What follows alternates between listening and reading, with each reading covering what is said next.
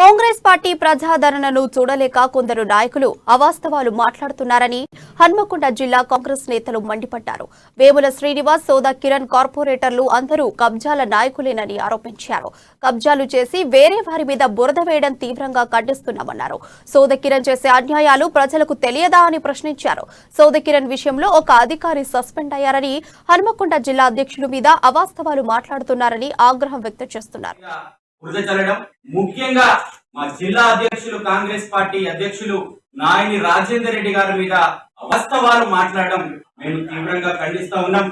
మీ చిట్టాలు తెలియదా కాంగ్రెస్ పార్టీకి? వరంగల్ పశ్చిమ నియోజకవర్గ ఎమ్మెల్యే వినయ్ భాస్కర్ గారి మీద వాస్తవం కాదా, ప్రజలందరికీ తెలియదా అని అడుగుతా ఉన్నాం.